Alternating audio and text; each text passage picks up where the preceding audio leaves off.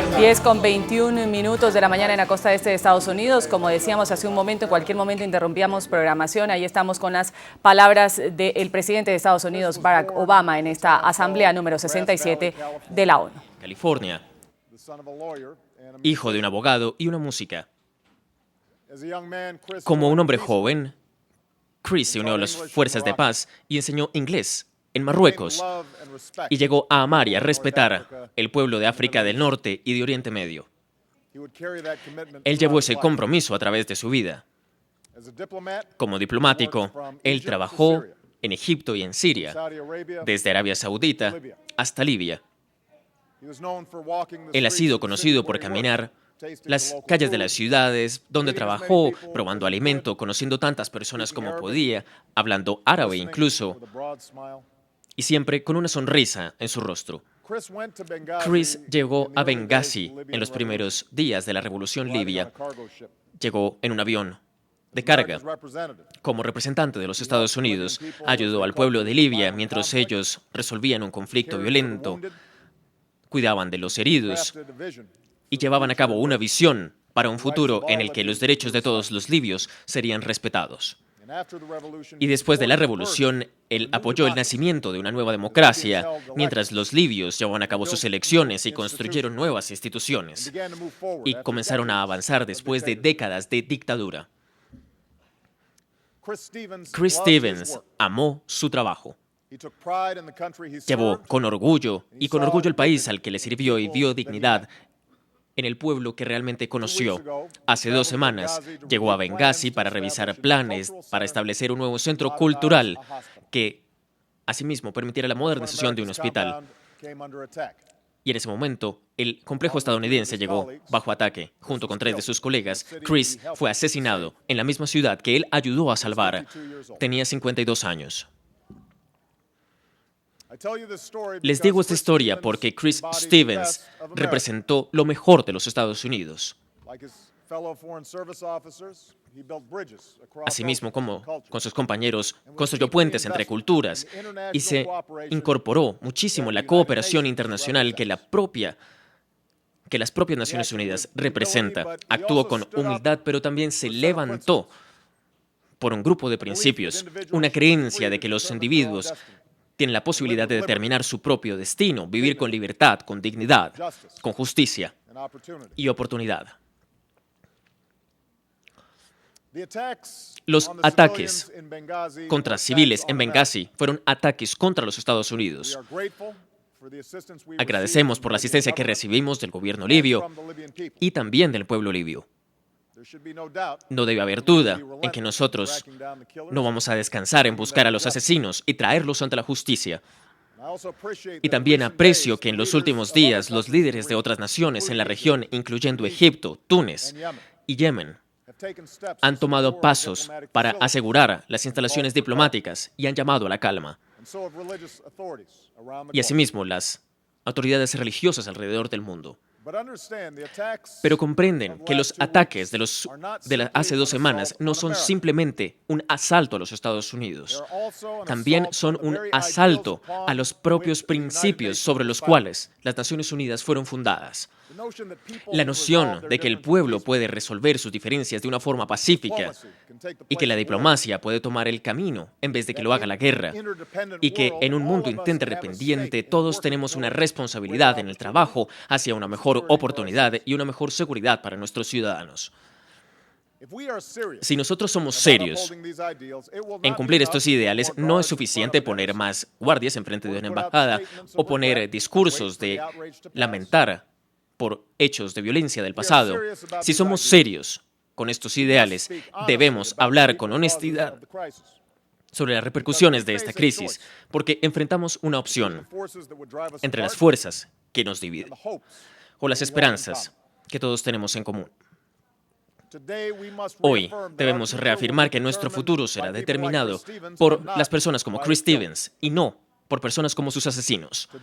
Hoy debemos declarar que esta violencia e intolerancia no tiene lugar entre nuestras Naciones Unidas.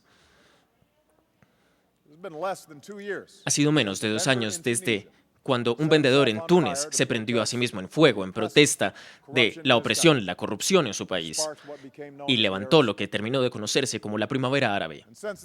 Y desde entonces el mundo ha sido cautivado por la transformación que ha tenido lugar allí.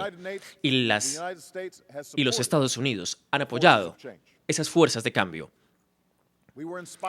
Nos inspiramos por las protestas en Túnez que tumbaron al dictador porque nosotros reconocemos que nuestra propia creencia está allí en la aspiración de los hombres y mujeres que salieron a las calles. Nosotros hemos insistido en el cambio en Egipto porque nuestro apoyo a la democracia últimamente nos pone siempre del lado del pueblo. Nosotros apoyamos una transición de liderazgo en Yemen porque el interés del pueblo nunca más estaba siendo servido por un statu quo que era corrupto. Nosotros intervenimos en Libia junto con una coalición y con el mandato de las Naciones Unidas y su Consejo de Seguridad porque nosotros teníamos la habilidad para detener el asesinato de inocentes y porque creíamos que las aspiraciones del pueblo son más poderosas que un tirano. Y mientras nos reunimos acá, una vez más declaramos que el régimen de Bashar al-Assad debe llegar a un fin para que el sufrimiento del pueblo sirio se detenga y un nuevo amanecer llegue. Hemos tomado estas posiciones porque nosotros creemos que la libertad y la autodeterminación no son únicas de una sola cultura. No se trata solo de valores estadounidenses o occidentales. Son valores universales. Y aun cuando habrá grandes retos adelante con una transición a la democracia, estoy convencido de que últimamente es el gobierno del pueblo, hecho por el pueblo y para el pueblo, finalmente va a traer más estabilidad, prosperidad y oportunidad individual que un servicio. Y traer un servicio basado en la paz para el mundo. Así que recordémonos a nosotros que esta es una temporada de progreso. Por primera vez en décadas, tunecinos, egipcios y libios votaron por unos nuevos líderes en elecciones que son creíbles, competitivas y justas. Este espíritu democrático no se ha restringido solo al mundo árabe. Durante los últimos años hemos visto transiciones pacíficas de poder en Malawi, en Senegal, un nuevo presidente en Somalia, en Burma. El presidente liberó los prisioneros políticos y se abrió a una sociedad mucho más abierta. Una disidente ha sido elegida al Parlamento y el pueblo espera que haya más reformas. Alrededor del mundo se están escuchando las voces de los pueblos insistiendo en su propia dignidad y en el derecho a determinar su propio futuro. Y aún así, lo que sucedió hace algunas semanas, que el camino de la democracia nos recuerda que no termina allí donde emitimos un voto. Nelson Mandela una vez dijo que ser libre no es simplemente el liberarse de las cadenas, sino vivir en una forma que respete y fortalezca la libertad de otros.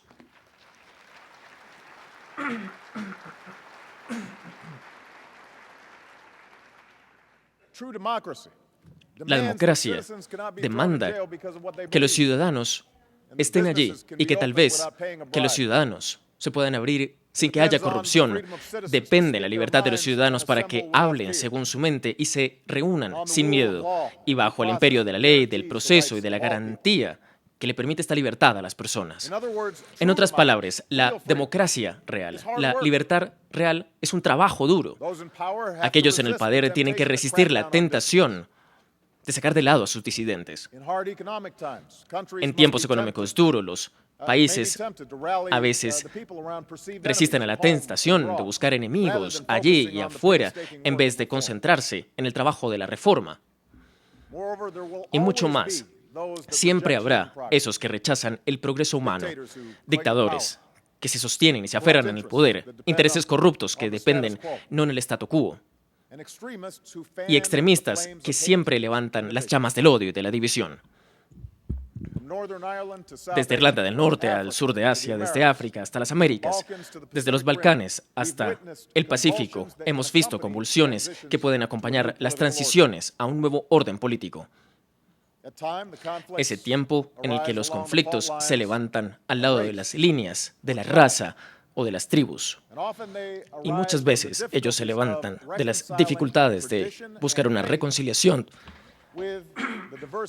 tradicional, en donde haya una fe y donde existe una dependencia del mundo moderno. En cada país hay aquellos que encuentran distintas creencias religiosas tal vez como amenazante. En cada cultura, aquellos que aman la libertad para sí mismos deben preguntarse a sí mismos a la vez qué tanto están dispuestos en tolerar la libertad para otros. Y eso es lo que hemos visto estar en juego en las últimas 2 semanas. Todo por un video crudo y desagradable levantó la ira en el mundo árabe.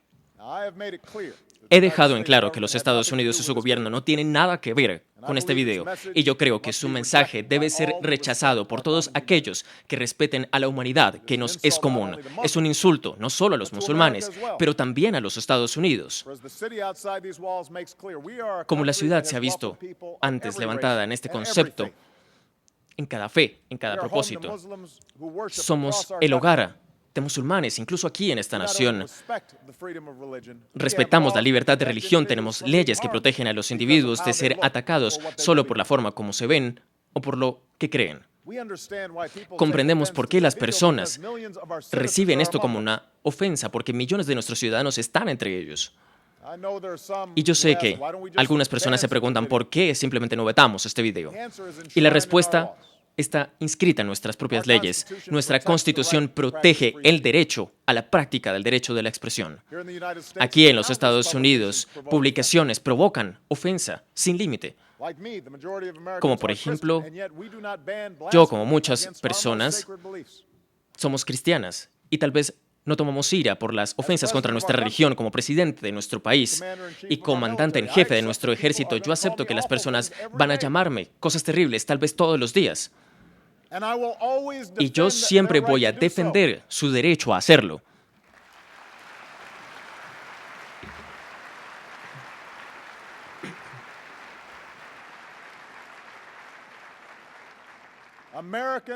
Estadounidenses han muerto alrededor del mundo por proteger el derecho de todas las personas a expresar sus perspectivas, a pesar de que sean perspectivas con las que tengamos un profundo desacuerdo. No lo hacemos porque apoyemos cosas distintas, pero porque nuestros fundadores comprendieron que sin esta protección, la capacidad de cada individuo para expresar su propia perspectiva y practicar su propia fe estaría amenazada. Lo hacemos porque en una sociedad diversa, los esfuerzos para restringir el discurso pueden convertirse en una herramienta para silenciar a los críticos y silenciar a las minorías. Lo hacemos porque, dado el poder de la fe y la fe en nuestras vidas y la pasión en las diferencias religiosas, la arma más poderosa en contra del discurso no es la represión, sino más discurso, el levantarse en contra de la blasfemia y el levantarse en un concepto que deriva en el respeto mutuo. Y yo sé que tal vez no todos los países en este cuerpo comprenden esta idea de la protección del discurso, lo reconocemos. Pero en 2012, en un momento cuando cualquiera con un celular puede difundir visiones ofensivas, con solo hacer un clic, la noción de que nosotros podemos controlar el flujo de información es obsoleta. La pregunta es entonces, ¿cómo vamos a responder? Y en esto debemos estar de acuerdo. No hay discurso que justifique una violencia sin sentido.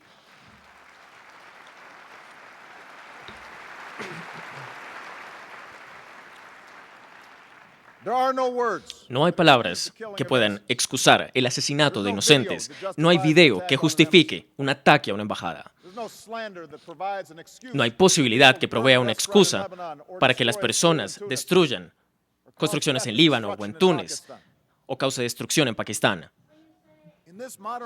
En este mundo moderno, con tecnología moderna, que respondamos en esa forma al discurso de odio le da poder a cualquier individuo que se involucre en esta posibilidad para que cree caos en el mundo. Estamos empoderando lo peor de nosotros y esa es la forma como respondemos. Y mucho más allá, los eventos de las últimas 2 semanas también hablan a la necesidad de todos nosotros para que honestamente enfrentemos las tensiones entre el Occidente y el mundo árabe que está avanzando hacia la democracia.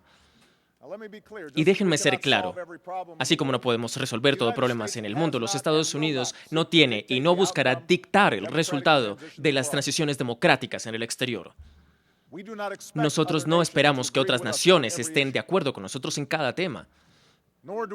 Y tampoco asumimos nosotros que la violencia de las últimas semanas o el discurso de odio de algunos individuos represente las visiones de la mayoría de musulmanes, ni que tampoco los productores de este video representen los valores de los Estados Unidos. Sin embargo, yo creo que es la obligación de nuestros líderes en todos los países de hablar con fuerza en contra de la violencia y el extremismo.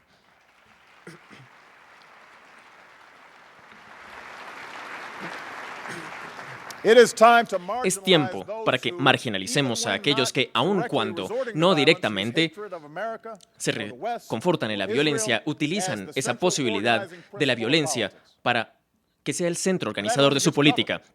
Eso solo es una cobertura y les da una excusa a aquellos que realmente hacen la violencia.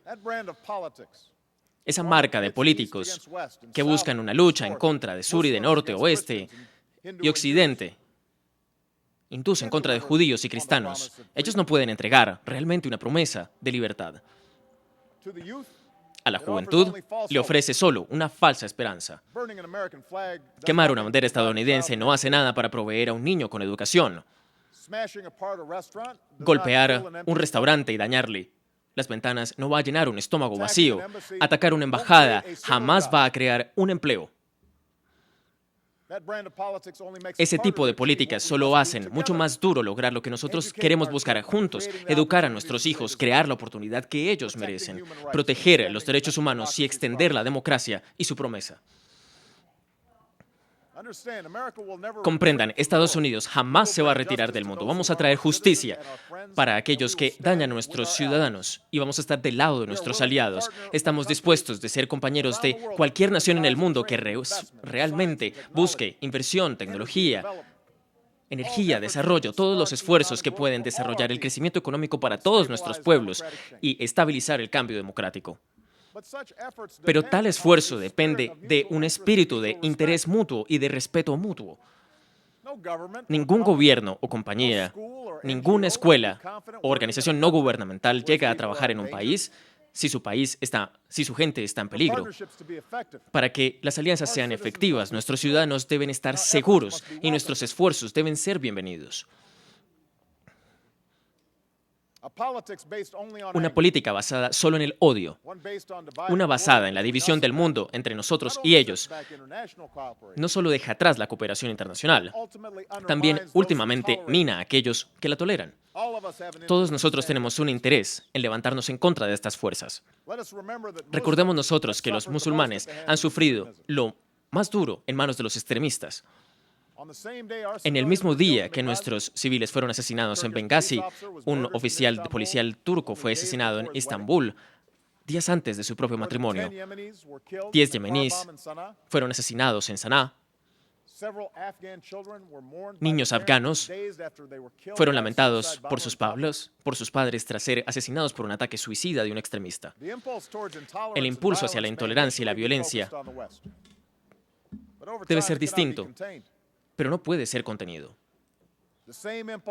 Los mismos impulsos hacia el extremismo se utilizan para justificar la guerra entre sunís y chiitas, entre tribus y clanes. Y no fortalece la prosperidad, nos lleva al caos. En menos de 2 años hemos visto protestas traer mucho más cambio a la mayoría del mundo musulmán que una década de violencia. Y los extremistas lo entienden, porque ellos no tienen nada que ofrecer, sino ponen en riesgo. Y la violencia para ellos es la única forma de estar relevante. Ellos no construyen, solo destruyen. Dejemos el tiempo de la violencia y la política de la división atrás. En tantos temas enfrentamos una opción entre la promesa del futuro o las prisiones del pasado. Y no podemos fallar aquí. Debemos aprovechar este momento. Y Estados Unidos está listo para trabajar con todos aquellos que están dispuestos a tener un mejor futuro. El futuro no debe pertenecerle a aquellos que tienen como objetivo a los cristianos coptos en Egipto. Debe ser levantado por aquellos que cantan en la Plaza Tahrir que somos uno, cristianos y musulmanes. El futuro no le debe pertenecer a aquellos que atacan a las mujeres, sino debe ser forjado por las niñas que van a la escuela y aquellos que se levantan por un mundo donde sus hijas pueden vivir tanto un sueño como sus hijos lo hacen.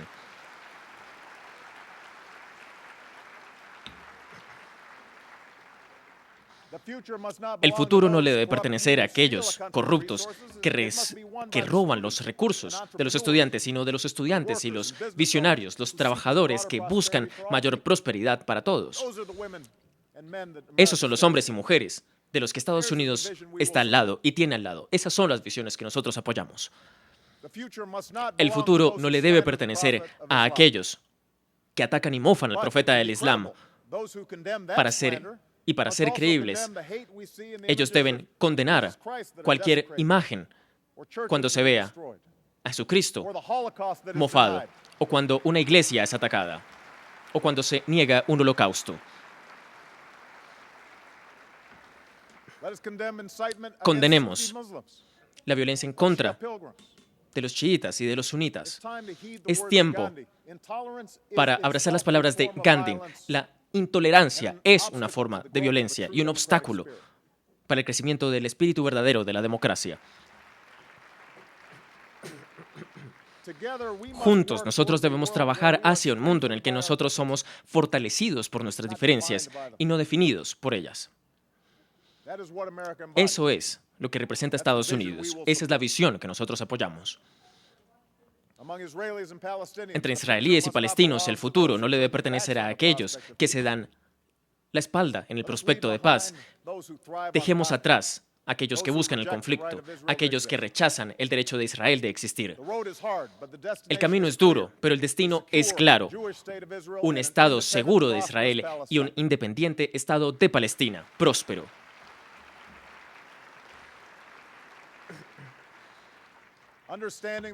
Comprendiendo que tal paz debe llegar a través de un acuerdo justo, Estados Unidos va a caminar al lado de aquellos que estén preparados para andar ese camino. En Siria, un futuro no le debe pertenecer a un dictador que masacra a su pueblo.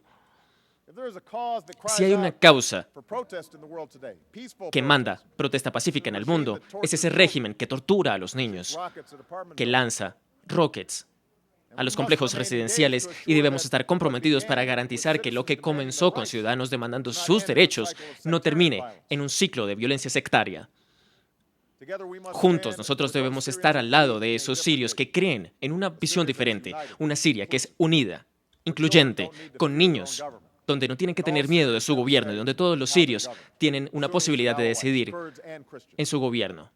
Todos, de todas las facciones. De eso es de lo que estamos de lado. Ese es el resultado por el que trabajaremos con sanciones y consecuencias para aquellos que busquen con asistencia y con trabajo por este propósito común. Porque nosotros creemos que los sirios que abrazan esta visión van a tener la fortaleza y la legitimidad para liderarlo. En Irán, hemos visto el camino de violencia y una ideología irresponsable. El pueblo iraní tiene una historia destacable y muy antigua. Muchos iraníes buscan la prosperidad junto con sus vecinos. Pero en tanto que se restrinjan los derechos de su gobierno, el gobierno iraní sigue apoyando el terror en Damasco y grupos extremistas. Pero ha pasado ya el tiempo para Irán para demostrar que su programa nuclear es pacífico y cumplir sus obligaciones con las Naciones Unidas. Así que déjenme ser claro, Estados Unidos quiere resolver este tema por la diplomacia y creemos que todavía hay tiempo para hacerlo. Pero ese tiempo no es ilimitado. Respetamos el derecho de las naciones que accedan al poder nuclear, que sea pacífico, y uno de los propósitos de las Naciones Unidas es buscar que ese poder sea llevado para la paz. Y no tengan duda en lo siguiente, Irán con un arma nuclear amenaza a las naciones, amenaza con la estabilidad, incluso amenaza con eliminar a Israel, amenaza con desatar una carrera nuclear y armamentística en la región y ataca a los tratados de no proliferación. Y por eso es que nuestros aliados quieren que el gobierno iraní sea responsable. Por eso Estados Unidos hará lo posible para prevenir que Irán obtenga un arma nuclear. Nosotros sabemos de dolorosas experiencias que la seguridad y la paz no está fuera de la ley internacional ni del respeto por los derechos humanos. Por eso es que esta institución misma se estableció desde los escombros dejados por el conflicto. Esa es la razón por la que la libertad primó sobre la tiranía en la Guerra Fría. Esa es la lección de las últimas 2 décadas también. La historia nos muestra que la paz y el progreso llegan a ellos que toman las decisiones correctas. Las naciones en cada parte del mundo han viajado ya por este camino que es difícil. Europa, el campo más sangriento de batalla del siglo XX, finalmente está unido. De Brasil a Sudáfrica, de Turquía a Corea del Sur, de India a Indonesia, los pueblos de distintas razas, religiones y tradiciones han sacado a miles, millones de la pobreza mientras respetan el derecho de los ciudadanos y cumplen con su responsabilidad como naciones. Y es en razón del progreso que yo he sido testigo incluso en mi propia vida, el progreso que yo he atestiguado, ya que ha sucedido como en mis 4 años como presidente. No me queda duda del potencial del mundo en el que vivimos. La guerra en Irak ha terminado. Las tropas estadounidenses regresaron ya a casa. Hemos comenzado una transición en Afganistán. Y nuestros aliados van a terminar ya su guerra a escala. En 2014, Al-Qaeda ha sido debilitado y Osama Bin Laden ya no existe. Las naciones deben unirse para encerrar a los materiales nucleares. Estados Unidos y Rusia estamos reduciendo nuestros arsenales. Hemos visto decisiones duras siendo tomadas desde El Cairo hasta Abiyán para que se haya puesto más poder en las manos de los ciudadanos. En un tiempo de retos económicos, el mundo finalmente se ha ajustado para traer más prosperidad. A través del G20 nos hemos hecho aliados de naciones emergentes para que el mundo siga en el camino de la recuperación. Estados Unidos ha buscado una agenda que corte la dependencia y facilite el progreso y que trabaje asimismo con los líderes de África para que alimentemos a estas naciones. Nuevas alianzas han sido forjadas para combatir la corrupción y para promover gobiernos que cada vez sean más abiertos y transparentes. Y nuevos compromisos se han hecho a través de distintas alianzas para que las mujeres asimismo participen en las políticas y busquen unas mayores oportunidades. Y mucho más adelante en este día voy a discutir distintas posibilidades para que se corte el tráfico humano. Todas estas cosas a mí me dan esperanza. Pero lo que me da a mí la mayor esperanza no son las acciones de los líderes, de las nuestras, sino de las personas que he visto.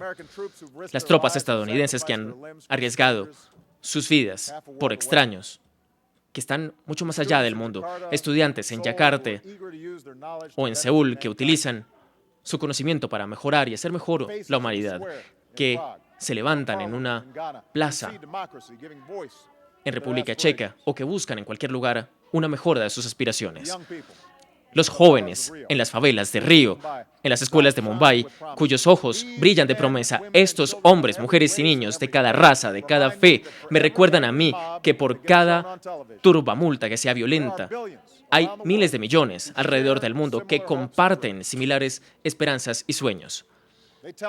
Ellos nos dicen a nosotros que hay un corazón común a la humanidad. Mucha atención en nuestro mundo se pone sobre lo que nos divide. Eso es lo que vemos en las noticias, eso es lo que consumen nuestros debates políticos.